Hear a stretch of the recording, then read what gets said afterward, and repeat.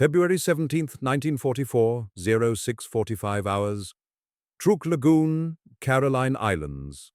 Lieutenant Commander Haruo Yoshino stood on the bridge of destroyer Maikaze, watching the dawn sky through binoculars when his blood turned cold. 72 American fighters, diving from multiple altitudes like silver hawks, were screaming toward the anchorage. Impossible. His commanders had sworn no enemy carrier could approach within 500 miles undetected. Truk's radar showed nothing. Yet there they were, engines roaring, already opening fire on parked aircraft across Eten Island. The Imperial Navy's Gibraltar of the Pacific, protected by 140 miles of impregnable coral reef, was under attack. But how did they penetrate the barrier? And how many more were coming? When Lieutenant Commander Philip Torre of Air Group 9, USS Essex, heard his carrier's destination announced over the loudspeaker in early February 1944, his first instinct was to jump overboard. Truk. The name alone made seasoned combat pilots consider drowning a preferable fate. Another aviator admitted he'd rather jump off the carrier into the ocean, believing it would give him a better chance of survival. This wasn't cowardice. These men had flown against Japanese forces across the Pacific for 2 years. But Truk was different. Truk was the fortress that haunted American war planning. The geography told the story. Truk Lagoon sat in the Caroline Islands, roughly 1,800 miles northeast of New Guinea and 3,500 miles southwest of Hawaii. A massive barrier reef, 140 miles in circumference, encircled the lagoon like a natural fortress wall. Only 5 narrow passages penetrated this coral rampart, each barely wide enough for capital ships to navigate single file. Inside this protective ring spread a lagoon, measuring 50 miles east to west and 30 miles north to south, dotted with mountainous volcanic islands Dublon, Moen, Phaefan, Uman, Eten. The mountains blocked sight lines, creating blind spots where ships could anchor in complete concealment from the outside. The reef structure made submarine approach nearly suicidal. Coral heads lurked just beneath the surface, ready to tear open any hull attempting infiltration. For surface ships, the passages were death traps, easily mined and covered by shore batteries. Nature had built Japan a fortress. All they had to do was move in. And move in they had. Since 1939, Truk served as the forward operating base for the Imperial Japanese Navy's combined fleet. What Pearl Harbor was to America's Pacific operations, Truk was to Japan's, and then some. The Japanese had constructed 5 airstrips and multiple seaplane bases across the islands. Eten, Param, Moen, and Dublon Islands hosted runways capable of handling hundreds of aircraft. Submarine repair shops, torpedo boat stations, fuel storage facilities holding enough oil for the entire combined fleet, communication centers, and a radar station created a self-sufficient military city. The anchorage could accommodate 30 to 50 major warships simultaneously, with repair facilities capable of patching battle damage without ships returning to Japan. Coastal defense guns and over 40 major-caliber anti-aircraft batteries ringed the islands. The Japanese garrison numbered 27,856 Imperial Japanese Navy personnel under Vice Admiral Masami Kobayashi, plus 16,737 Imperial Japanese Army troops under Major General Kanenobu Ishwin, 45,593 men total, ready to defend their Pacific Gibraltar. The nickname wasn't propaganda, it was operational reality. Truk served as the nerve center for Japanese operations against Allied forces in New Guinea and the Solomon Islands. From Truk's anchorages, the combined fleet could strike in any direction across the Central Pacific. The battleships Yamato and Musashi, the largest ever built, had been stationed at Truk for months in 1943, their massive 18.1-inch guns pointed at any Allied force foolish enough to approach. Aircraft carriers, cruisers, destroyers, submarines, all rotated through Truk, making it the beating heart of Japan's defensive perimeter. Attack Truk, and you attacked the foundation of Japanese Pacific strategy. But it was the mystery that truly frightened American planners. The Japanese had controlled Truk under League of Nations mandate since 1914, then developed it in complete secrecy after withdrawing from the League in 1933. For over 25 years, no Western eyes had seen inside the fortress. Intelligence estimates could only guess at fortification levels, weapon emplacements, garrison strength.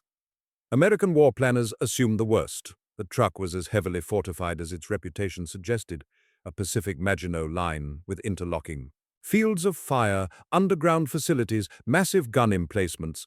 The reality was somewhat different. Japan's economic limitations meant they'd invested in mobile fleet units rather than fixed fortifications, but American pilots didn't know that in early 1944. They only knew that Truk was the place Japanese admirals had sworn would never fall, the anchorage that had never been touched by enemy attack, the fortress that seemed designed by nature herself to be impregnable.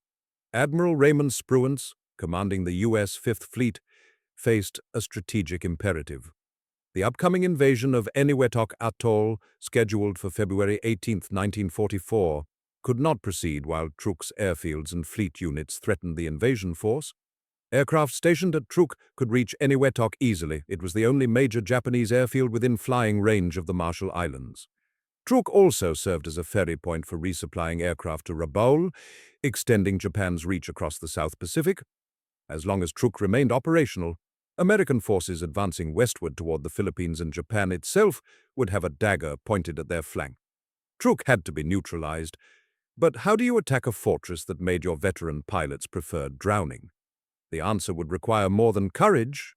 It would require technological superiority, perfect intelligence, overwhelming force, and a weapon few expected, American submarines positioned where desperate men would flee.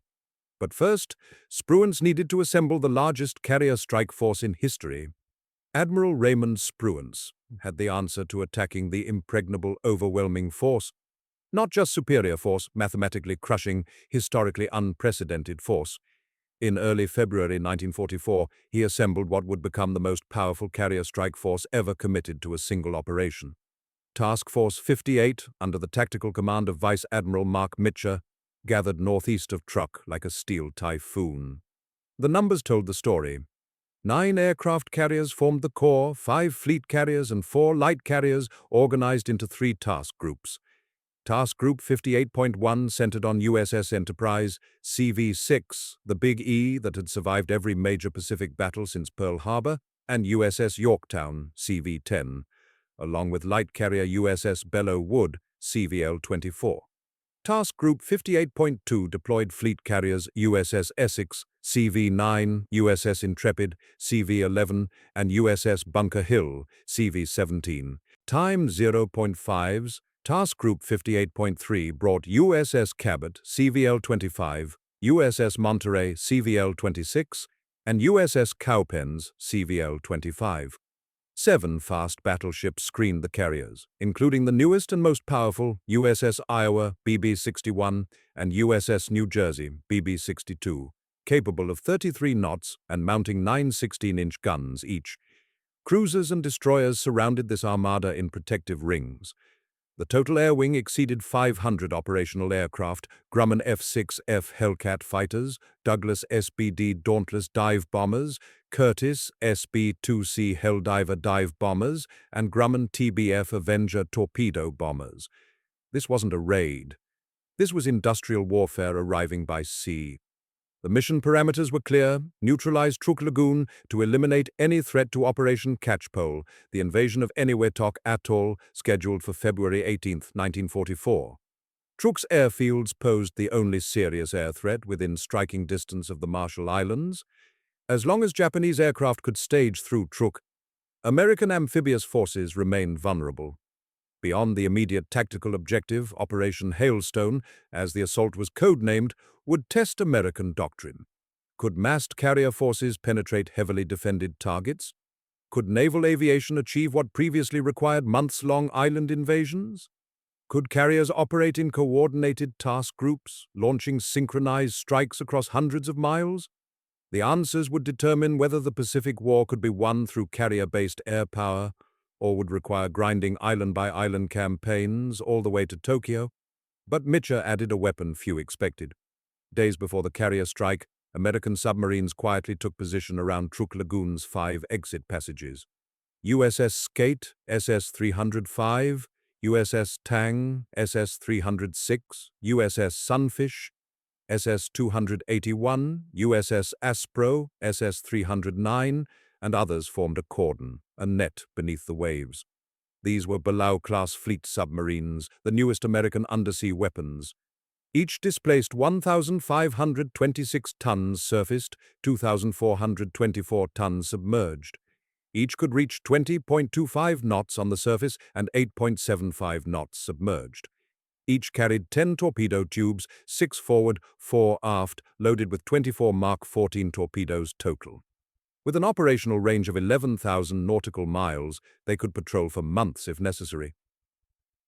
Equipped with SJ surface search radar and sophisticated sonar, they could detect targets Japanese anti-submarine forces couldn't even imagine tracking. The submarine positioning revealed sophisticated operational thinking. Ships attempting to flee Truk during air attacks would have limited options: stay in the lagoon and burn, or run the gauntlet through one of 5 passages. American submarines waited at every exit. The coral reef that protected Truk also trapped it. Ships fleeing air attacks would be forced into narrow channels where submarine commanders would have perfect firing solutions. The barrier reef that made Truk impregnable from outside assault became a prison wall once American forces controlled the air above and the passages through. USS Skate proved the concept before the main assault even began. On the evening of February 16, 1944, hours before Task Force 58 launched its first aircraft, Skate detected Japanese light cruiser Agano attempting to transit from Truk to safety. Agano was a modern warship commissioned in October 1942, displacing 6,652 tons standard and capable of 35 knots. She mounted 6 152mm guns in 3 twin turrets, plus formidable anti-aircraft armament. Her mission was simple: escape before the American carriers arrived. Commander Eugene B. McKinney, commanding Skate, tracked Agano as she emerged from the reef passages. At 18:30 hours, from a range of 3,200 yards, Skate fired a spread of 4 torpedoes. 3 struck home. Agano's engineering spaces flooded, her speed dropped to 8 knots, and though she didn't sink immediately, she was crippled beyond recovery. The following morning, while American carrier aircraft swarmed overhead, destroying everything in the lagoon, Agano limped north, barely making way. On February 17th, USS Skate found her again and delivered the coup de grace. Japan's newest light cruiser went to the bottom, taking 730 men with her. The message was clear to Japanese commanders at Truk. The trap had been sprung before they even knew the hunters had arrived. Ships attempting evacuation during the reconnaissance flights of February 4th had run straight into American submarines. Now, with hundreds of American aircraft preparing to launch, the naval cordon ensured no escape. Vice Admiral Masami Kobayashi, commanding Truk's garrison, faced mathematical certainty. Light cruiser Katori, light cruiser Naka, 8 destroyers including Maikaze, Fumizuki, and Oite, plus roughly 50 merchant and transport vessels sat in the lagoon. Against them, 500 American aircraft operating from 9 carriers with complete technological superiority, plus submarines blocking every exit. The capability gap wasn't theoretical. It was USS Skate putting 3 torpedoes into a modern cruiser before the battle even started. On the night of February 16th to 17th, 1944, Task Force 58 steamed into position 90 miles northeast of Truk. Sailors aboard the carriers prepared strike aircraft, fueling, arming, final maintenance checks. Pilots received briefings showing target photographs from the February 4th reconnaissance flight. Intelligence had identified anchorages, airfield layouts, anti-aircraft battery positions. At 0330 hours, February 17th, the order came: launch the fighter sweep. 72 Grumman F-6F Hellcats rolled down carrier decks into the pre-dawn darkness, their engines drowning out the sound of waves below. They climbed to assigned altitudes: low, medium, and high cover, creating a layered assault formation. Behind them, dive bombers and torpedo bombers prepared for follow-on strikes. The largest single carrier operation in naval history was underway. And at Truk Lagoon, Japanese radar operators stared at their screens, seeing nothing. The hunters were already inside knife range. 10 days before Task Force 58 launched its aircraft, a lone Marine Corps PB-4Y Liberator reconnaissance aircraft droned over Truk Lagoon at 20,000 feet. February 4th, 1944. The 4-engine bomber belonged to Marine Photographic Squadron 254, operating from Tarawa in the Gilbert Islands. Its mission was simple but dangerous: photograph Truk's anchorage, airfields, and defenses to provide targeting intelligence for the planned carrier strike. The cameras captured everything: ship positions, aircraft revetments, coastal gun emplacements, fuel storage tanks, the precise layout of the fortress Americans needed to destroy. But the photographs captured something else too. They captured the end of Truk's operational life as a fleet base. Japanese radar operators detected the PB-4Y the moment it crossed their coverage area. Four-engine American bombers over Truk meant only one thing: reconnaissance before attack. Admiral Isoroku Koga, Commander-in-Chief of the Combined Fleet, received the intelligence report at his headquarters in Palau. The Americans knew where the fleet was anchored. They had the intelligence to plan a strike. And if American carriers could reach Truk, once considered beyond enemy range, then the entire premise of Japan's Pacific defense collapsed. Koga made the only rational decision: evacuate the combined fleet immediately. On February 10, 1944, 6 days after the reconnaissance flight, Japan's major warships departed Truk for Palau. Aircraft carriers, battleships, heavy cruisers, their screening destroyers, the capital ships that gave Truk its strategic weight, steamed through the barrier reef passages and headed west, leaving behind a fortress without a fleet. But they couldn't evacuate everything. Light cruiser Katori remained, serving as Vice Admiral Masami Kobayashi's flagship for Truk's defense forces. Katori was a training cruiser commissioned in 1940, displacing 5,890 tons and mounting four 140 mm guns. She lacked the speed and firepower of a fleet cruiser, but her communications suite made her ideal as a command vessel. Light cruiser Naka stayed as well, a Sendai-class cruiser displacing 5,195 tons standard, armed with seven 140 mm guns and eight 610 mm torpedo tubes capable of 35 knots. 8 destroyers remained: Fumizuki, Oite, Maikaze, Tachikaze, Nawaki, and others. These were frontline warships with modern capabilities. Maikaze, for instance, was a Kagero-class destroyer displacing 2,065 tons, armed with six 127 mm guns and 8 torpedo tubes, capable of 35 knots. But they were destroyers, not capital ships. They couldn't project power across the Pacific. They could defend, patrol, escort, and die if necessary. Roughly 50 merchant vessels, cargo ships, tankers, and transports filled the anchorage. Many had been damaged in previous operations or suffered mechanical failures. Some weren't worth the fuel to send them to Palau. Others were still unloading critical supplies: fuel oil, ammunition, food, equipment that Truk's 45,000-man garrison needed to survive. The combined fleet could evacuate. The garrison could not. The ships finishing their cargo operations could not. They had been left behind to complete their missions, knowing American carriers were coming, but not knowing when. Vice Admiral Kobayashi understood the mathematics immediately. The reconnaissance flight meant attack within days or weeks.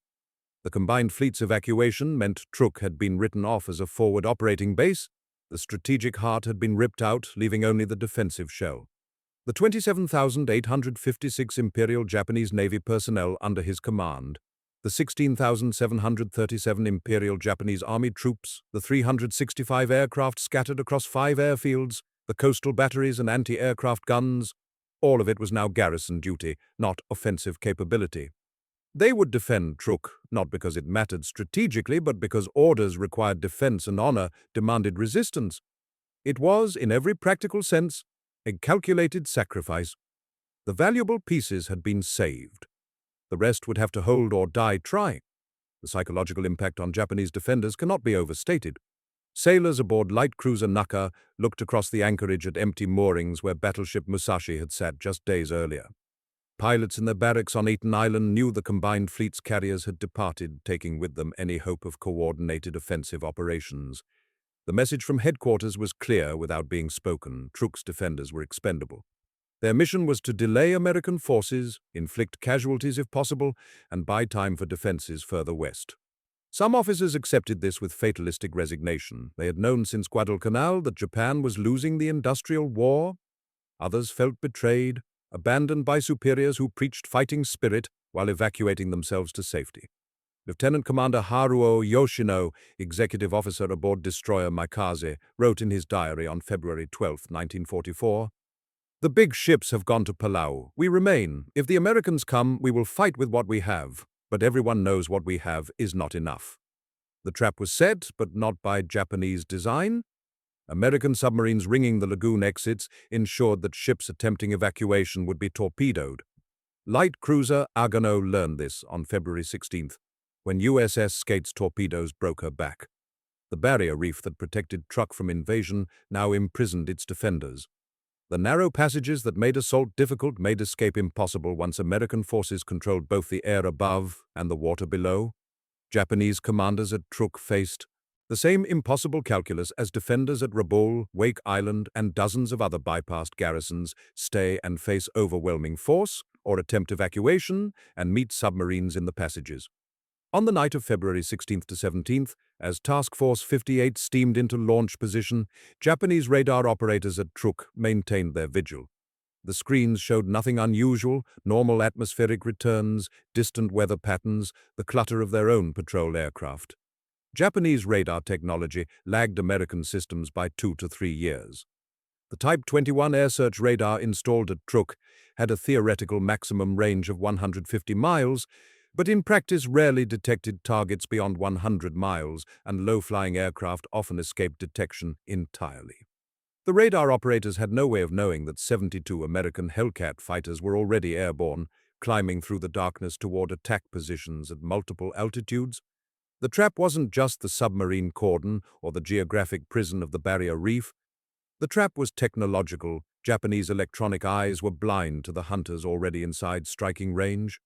At 0630 hours, February 17, 1944, Lieutenant Commander Yoshino stood on Maikaze's bridge, watching the dawn sky. The radar had shown nothing. The morning air patrol hadn't launched yet. Most pilots were still at breakfast or in pre-flight briefings. The garrison operated on routine because no one had detected the threat. Then Yoshino saw them through his binoculars. Dozens of silver aircraft diving from multiple altitudes, already opening fire on the airfields. The impossible had arrived. The fortress that had never been touched was about to learn what American industrial mathematics looked like when delivered at 400 miles per hour with 500-pound bombs. The 72 Hellcats diving on Truk at dawn represented more than tactical surprise. They represented mathematical inevitability. American industrial and technological superiority had created capability gaps so wide that individual courage became irrelevant. The numbers told a story Japanese commanders understood but could never publicly acknowledge. They were fighting with obsolete equipment against an enemy producing superior weapons at impossible rates. The Grumman F6F-5 Hellcat was a purpose-built killing machine. Maximum speed, 391 miles per hour at 23,400 feet. Combat range, 945 miles, extending to 1,530 miles with drop tanks. Engine, Pratt & Whitney R2800-10 WW Double Wasp, producing 2,200 horsepower. Armament, 6 wing-mounted .50 caliber M2 Browning machine guns, each firing 800 rounds per minute, 4,800 rounds per minute total, 80 rounds per second of armor-piercing and incendiary ammunition. Service ceiling, 37,300 feet. The Hellcat featured self-sealing fuel tanks that could absorb hits without exploding, armor plating behind the pilot's seat and head, and bulletproof windscreen glass. A Hellcat could take multiple 20mm cannon hits and bring its pilot home. The aircraft weighed 9,238 pounds empty, 12,598 pounds loaded, but that weight brought survivability. American doctrine prioritized pilot survival over aircraft performance. Lose the plane, save the pilot. He flies again tomorrow in a replacement aircraft. Standing in devastating contrast, the Mitsubishi A6M0, the fighter that had terrorized Allied forces in 1941 and 1942. By early 1944, the Zero was obsolete, but Japan had no replacement. The A6M5 Model 52, the most common variant at Truk, achieved 351 miles per hour maximum speed, 40 miles per hour slower than the Hellcat. Range, 1,194 miles normal, 1,930 miles with drop tank, impressive but irrelevant in a dogfight. Engine, Nakajima NK-1F Sakai 21, producing 1,130 horsepower, nearly half the Hellcat's power. Armament, two 20mm Type 99 cannon with 100 rounds each, two 7.7mm Type 97 machine guns with 680 rounds each. The Zero possessed legendary maneuverability, capable of outturning any Allied fighter at low speeds, but that advantage meant nothing against pilots who refused to dogfight, instead using superior speed and altitude to dictate engagement terms. And the Zero's critical flaw: no armor protection, no self-sealing fuel tanks, no bulletproof glass. A single .50 caliber incendiary round through the fuel tank meant instant fire. Japanese pilots flew gasoline-soaked death traps against armored opponents. The production mathematics sealed Japan's fate. In 1944, American factories produced approximately 96,000 aircraft of all types. Japanese production in 1944, 28,180 aircraft total, a ratio of 3.4 to 1. Grumman alone would produce 12,275 Hellcats by war's end, manufacturing them faster than Japan could train pilots to oppose them. Every Hellcat lost over Truk and Task Force 58 would lose 25 aircraft total during the operation, could be replaced within days. Every Zero destroyed was functionally irreplaceable. Japanese aircraft factories struggled with aluminum shortages, forcing the use of inferior substitute materials. Strategic bombing raids disrupted production. Skilled workers had been conscripted into combat units, replaced by untrained labor. Japanese industry in 1944 was collapsing under resource scarcity, while American factories operated 3 shifts daily with unlimited raw materials. But equipment alone didn't determine outcomes, training did. American fighter pilots, arriving at Task Force 58 in early 1944, typically had 400 to 600 total flight hours, including 100 to 200 hours in type, extensive gunnery training, carrier qualification, formation flying, and combat tactics instruction. They'd spent months mastering their aircraft before seeing combat. Many were already veterans with kills. Japanese pilot training by early 1944 had deteriorated catastrophically.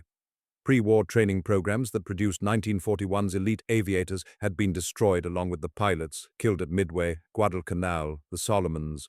Replacement pilots received 100 to 150 hours total flight time before assignment to combat units, sometimes as little as 30 hours. Fuel shortages meant reduced practice flights. Gunnery training was abbreviated or eliminated entirely. Many pilots arrived at units unable to perform basic carrier landings, with no combat experience and inadequate instrument flying skills. At Truk on the morning of February 17, 1944, this training disparity manifested in one-sided slaughter. Japanese pilots who managed to get airborne before American fighters destroyed their aircraft on the ground faced opponents with overwhelming advantages. The Hellcats arrived in 3-wave formations at staggered altitudes, high, medium, and low, creating layered coverage that prevented Japanese fighters from gaining altitude advantage. American pilots used boom and zoom tactics, dive from above at maximum speed, fire a burst, zoom back to altitude using superior power, never turn fight with Zeros at low altitude where maneuverability mattered. Keep speed high, stay in pairs providing mutual support, use altitude as a weapon. Japanese pilots, inadequately trained and flying inferior aircraft, tried to engage in traditional dogfights. They were massacred. Of the approximately 80 Zeros that scrambled to meet the first fighter sweep, 30 were shot down in the opening engagement. American losses, 4 Hellcats, 2 to ground fire rather than aerial combat. The submarines positioned around Truk's exits represented another dimension of American technological superiority.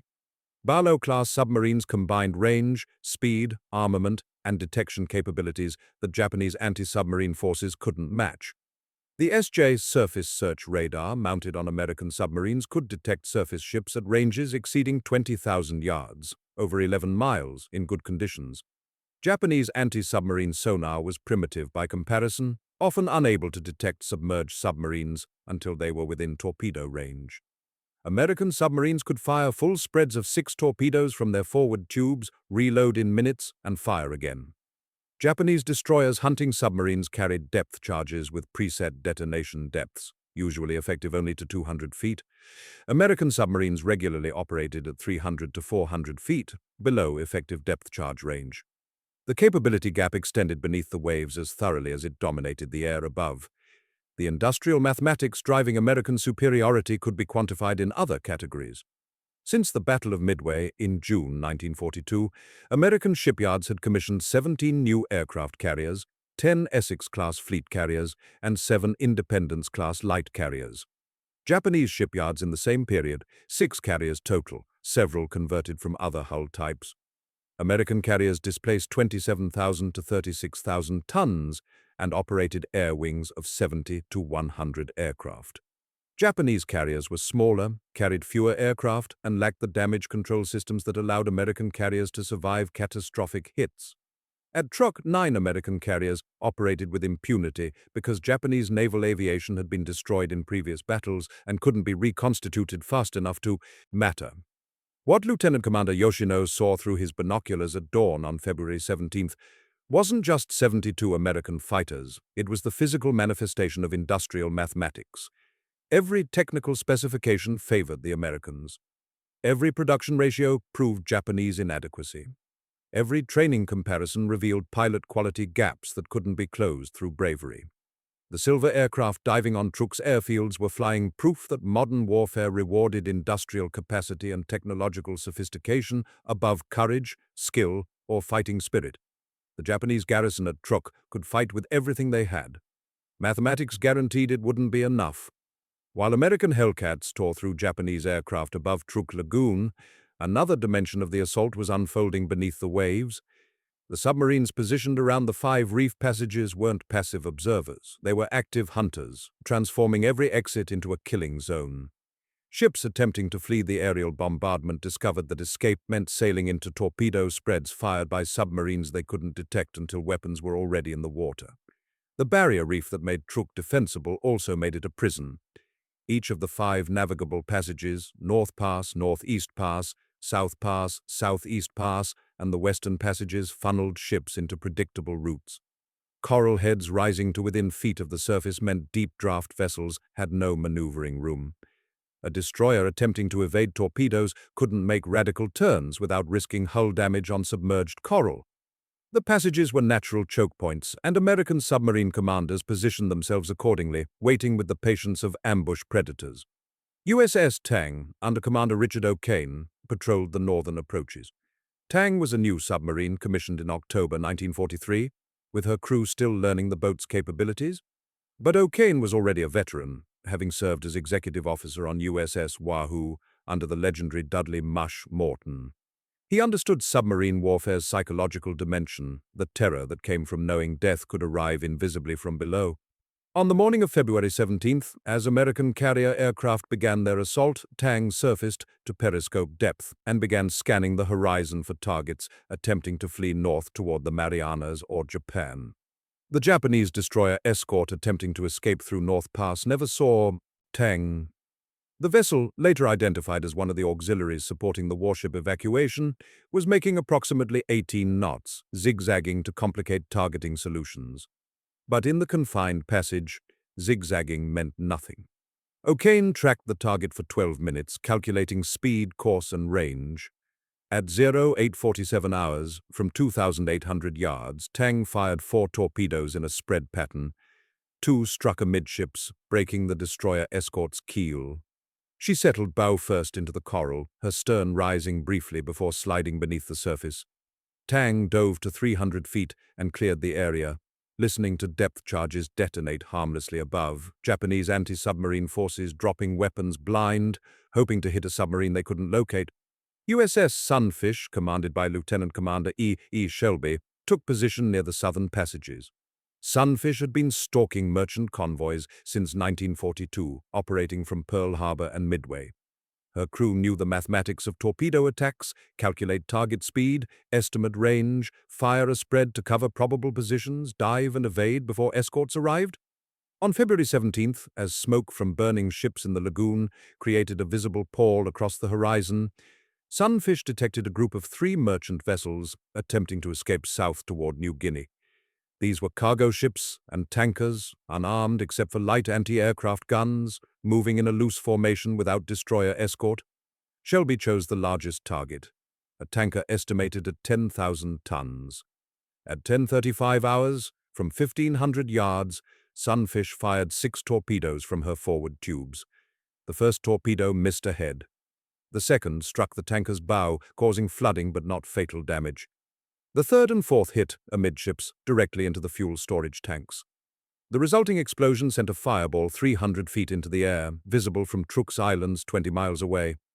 The tanker, later identified as Hoyo Maru, though submarine records and aircraft records sometimes conflicted on specific identifications, disintegrated. Her bow and stern sections separated, sinking within minutes. The 2 accompanying merchant vessels attempted to turn back toward the lagoon, but American aircraft found them within the hour and finished what Sunfish had started. The psychological impact on Japanese ship captains was devastating. They faced an impossible choice: remain in the lagoon and burn from aircraft bombs and strafing runs, or attempt escape through passages where submarines waited with perfect firing positions. Light cruiser Katori, serving as Vice Admiral Kobayashi's flagship, attempted escape through North Pass on the afternoon of February 17th. Commander Bunji Asakura knew his ship was crippled. American dive bombers had hit Katori 3 times during morning strikes, destroying 1 gun turret, damaging the engine room, and starting fires amidships. But staying in the lagoon meant certain destruction. Asakura ordered full steam for the northern passage, hoping to break through to open ocean, where Katori's 35-knot top speed might let her outrun pursuing aircraft. Katori never made it. Not submarines, but American surface ships caught her in the passage. Task Group 50.9, battleships Iowa and New Jersey, plus screening cruisers and destroyers, had been assigned to intercept any ships attempting breakout. At 18:30 hours, New Jersey's radar detected Katori at 35,000 yards, 19 miles. The American battleships closed at 25 knots, their fire control radars tracking the limping cruiser with precision Japanese forces couldn't match. At 19:18 hours, from 22,000 yards, over 12 miles, Iowa opened fire with her 9 16-inch guns. The first salvo straddled Katori, sending up waterspouts higher than her masts. The second salvo hit, and 2,700-pound armor-piercing shells tore through Katori's thin deck armor like paper. She capsized within 7 minutes, taking 485 men down with her, including Commander Asakura.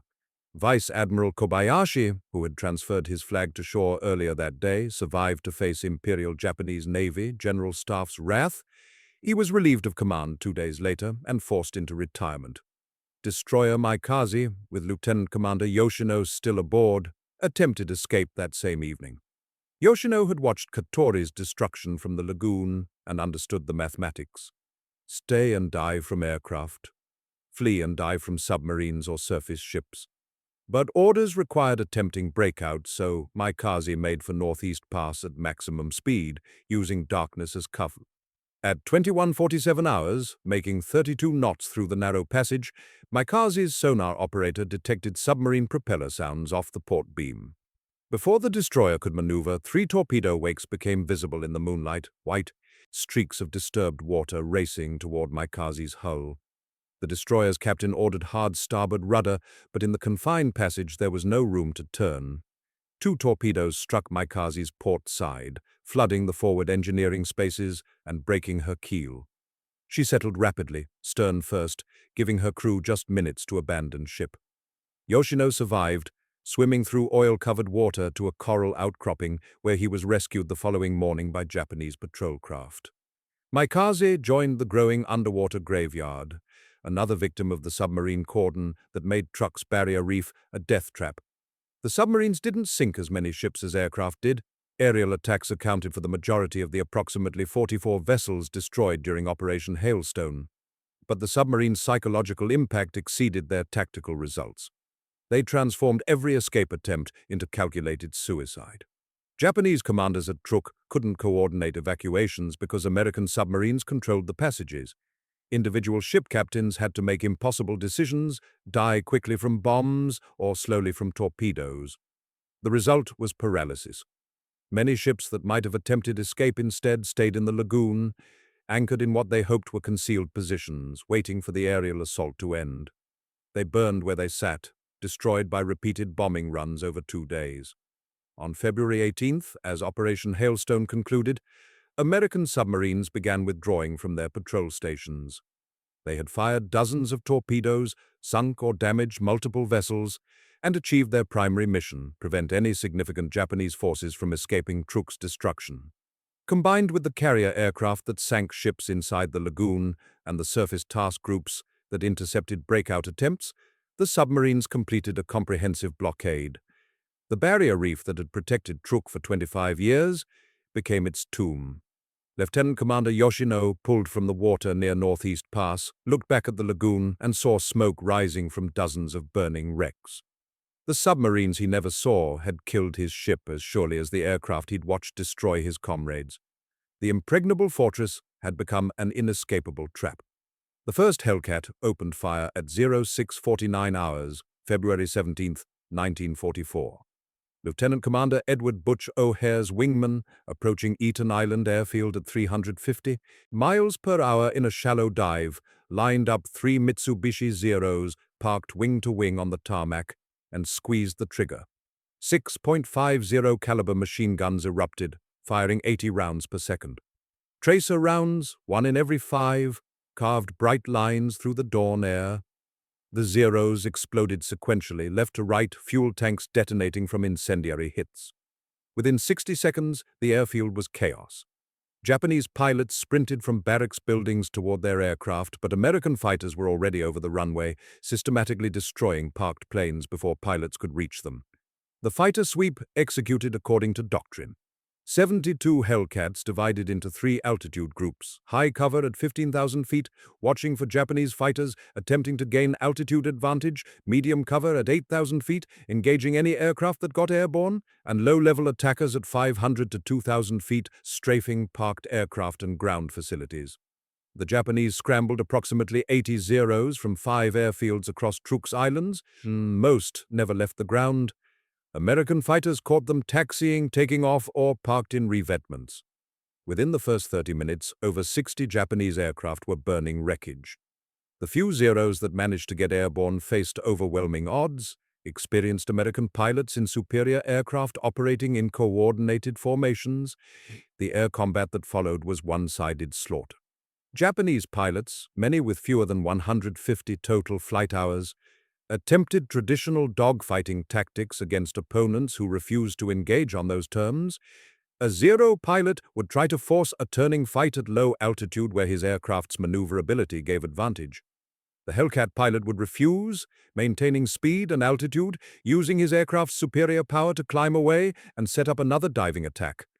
The exchange repeated until the Zero, slower and less heavily armed, took fatal damage. Of the 80 Zeros that scrambled, 30 were shot down in aerial combat during the first 2 hours. 4 Hellcats were lost, 2 to ground fire from anti-aircraft batteries, 1 to operational accident, 1 to a lucky Zero pilot who caught an American in a vulnerable position. The kill ratio spoke volumes, 7.5 to 1 in favor of American pilots. Behind the fighter sweep came the bombers. Douglas SBD Dauntlesses and Curtiss SB-2C Helldivers carried 1,000-pound, armor-piercing bombs. Grumman TBF Avengers hauled Mark 13 torpedoes or 2,000-pound bombs. The strike coordinators had target priorities: first, any warships attempting to flee; second, merchant ships and tankers in the anchorage; third, port facilities and fuel storage. The bombing runs began at 0730 hours and continued in waves throughout February 17th. Lieutenant Commander James D. Ramage, commanding Bombing Squadron 10 from USS Enterprise, led his dauntless dive bombers against merchant tanker Hoyo Maru. The tanker had been damaged by earlier strikes but remained afloat, still burning from previous hits.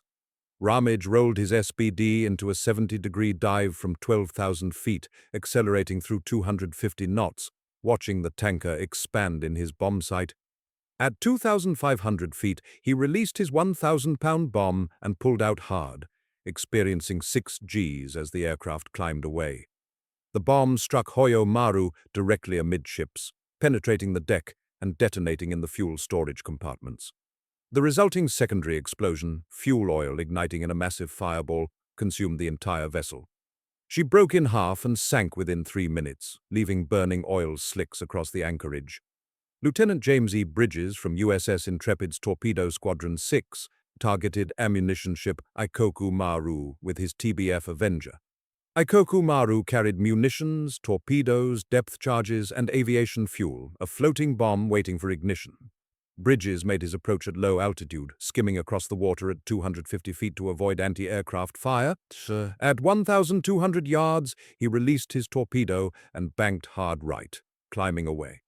The torpedo ran true, striking Ikoku Maru's starboard side below the waterline. The initial explosion was modest, a flash and geyser of water.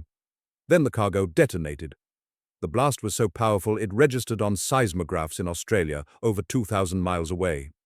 A mushroom cloud rose 3,000 feet into the air. The shockwave capsized two nearby merchant ships and shattered windows on Truk's Islands a mile distant. Bridges' Avenger, caught by the expanding fireball despite his evasive maneuvers, simply disintegrated. The aircraft and its three-man crew, Bridges, Radio Man, Aviation Radio Man, Second-Class Theodore Haviland, and Turret Gunner, Aviation Ordnance Man, Second-Class George DePolis, were vaporized instantly. The explosion was so massive that later, aerial reconnaissance photographs showed a crater on the lagoon floor where Ikoku Maru had been anchored. By midday, February 17th, the pattern was clear. Japanese ships attempting to flee the lagoon faced repeated aerial attacks.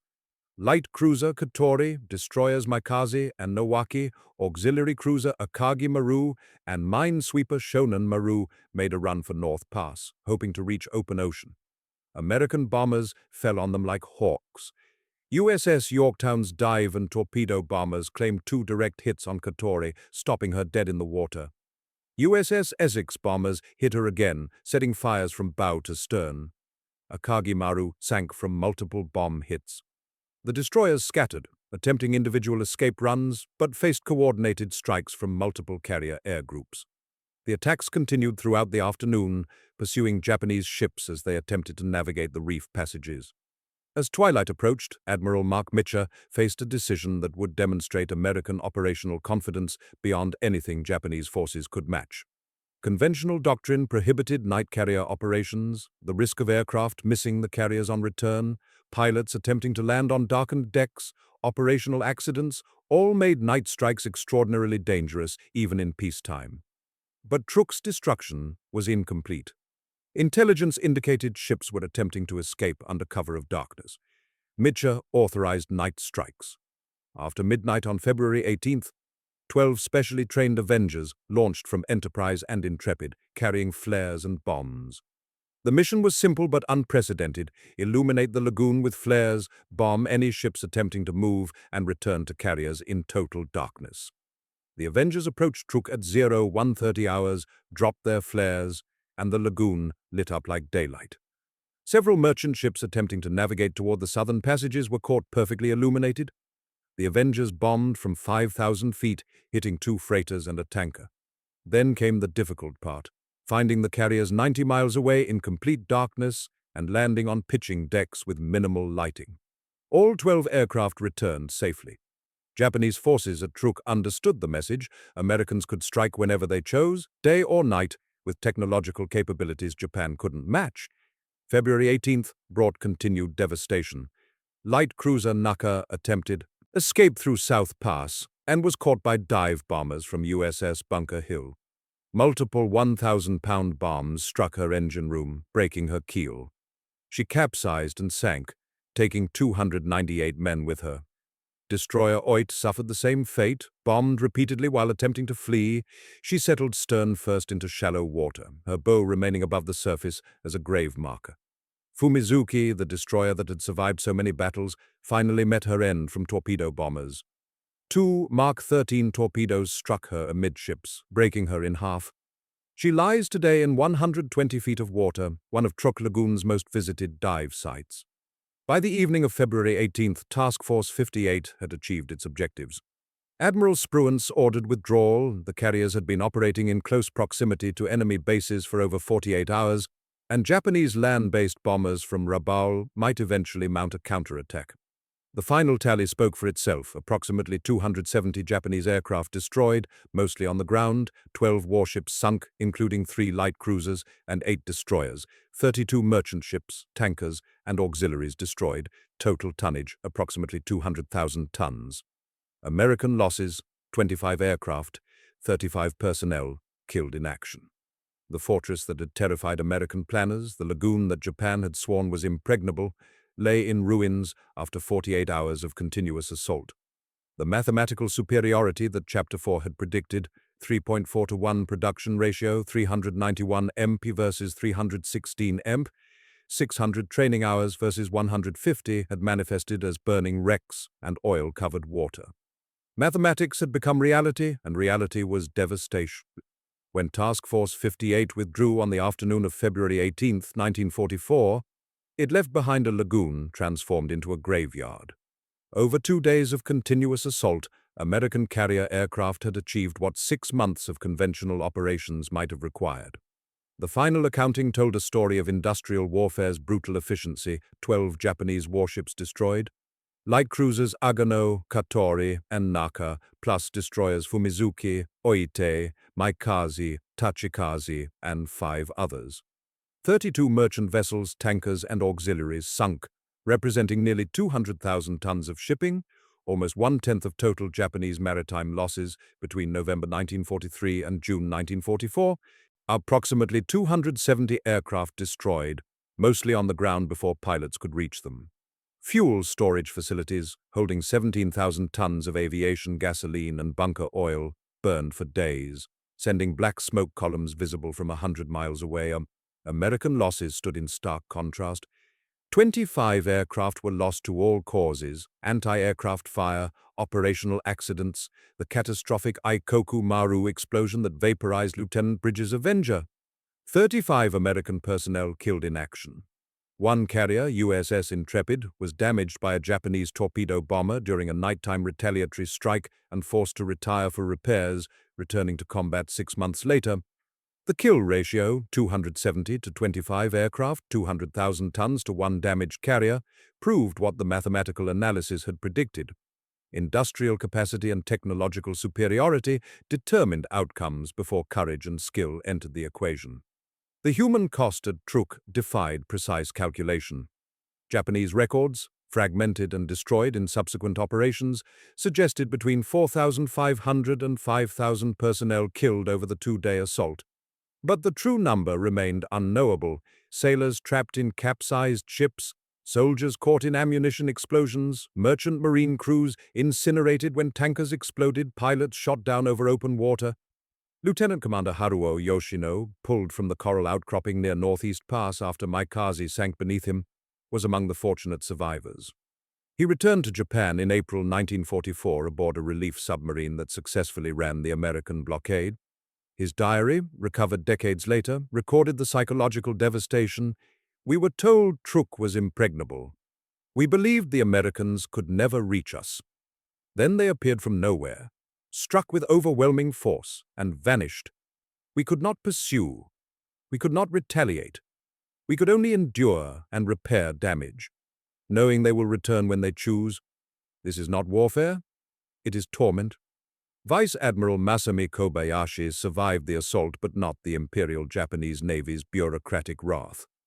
On February 20, 1944, 2 days after Operation Hailstone concluded, the Navy General Staff relieved him of command. The official reason cited inadequate defense preparations and failure to evacuate vulnerable shipping before the attack. The actual reason was simpler: someone had to be blamed for the disaster, and Kobayashi commanded the garrison. On May 30, 1944, he was forced from active service. On May 31st, he was transferred to the reserves, ending a 30-year naval career. The injustice was obvious to everyone who understood the situation. Kobayashi had been left with inadequate forces to defend a position that Combined Fleet Headquarters had already written off as expendable. But the Imperial Navy required scapegoats, and garrison commanders were convenient sacrifices.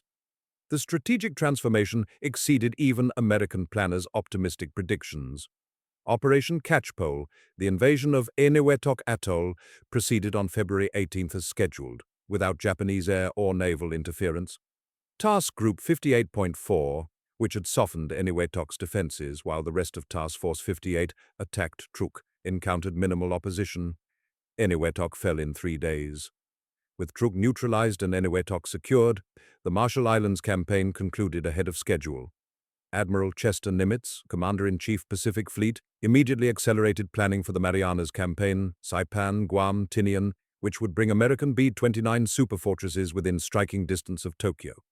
Truk's garrison of 45,000 men, 27,856 Imperial Japanese Navy personnel, and 16,737 Imperial Japanese Army troops remained on the islands, bypassed and isolated. The strategy that would characterize the final 2 years of the Pacific War crystallized at Truk. Don't invade heavily defended positions. If you can neutralize them from the air and sea, then bypass them entirely. Admiral Raymond Spruance's assessment became official policy. Truk was so effectively neutral that the Navy dismissed it as a potential target for invasion. The fortress that had terrified American pilots, the lagoon that Japanese admirals had sworn was impregnable, became an irrelevant backwater. The garrison received no resupply, no reinforcements, no hope of relief. They grew vegetables, rationed ammunition, and waited for the war to end. On September 2, 1945, when Japan surrendered, Truk's garrison, starving, malnourished but still armed, finally laid down their weapons after 18 months of strategic irrelevance. The aircraft carrier as the capital ship of naval warfare was proven beyond dispute at Truk. Battleships had screened the carriers, but carriers delivered the destruction. 9 carriers operating in coordinated task groups demonstrated that naval aviation could neutralize heavily defended targets without exposing surface ships to shore batteries or minefields. The doctrine tested at Truk, massed carrier strikes against strategic targets, would be repeated at the Philippine Sea, Leyte Gulf, and Okinawa. The battleship era ended not with a final climactic surface engagement, but with carriers demonstrating the control of the air meant control of the ocean. Today, Truk Lagoon, now officially Truk Lagoon, using the native Micronesian name, is recognized as the world's greatest ship graveyard and one of the premier wreck diving destinations. Over 50 major wrecks remain in the lagoon, most in depths between 40 and 120 feet, perfectly preserved in the warm, calm waters. Destroyer Fumizuki sits upright at 120 feet, her forward gun turret still trained to starboard, depth charges visible on her stern rack. Light cruiser Katori lies in 180 feet of water, too deep for most recreational divers, but accessible to technical divers who descend to see her bridge and intact gun turrets. Submarine Y-169, caught by aircraft bombs while submerged in the shallow anchorage, rests at 90 feet. Her conning tower collapsed, but her hull largely intact.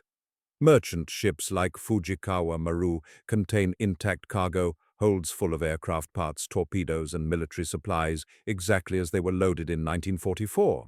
The wrecks serve as war graves, protected by law and custom. Divers who visit them understand they're swimming through history. Oil still leaks from some tankers, creating rainbow sheens on the surface 80 years later.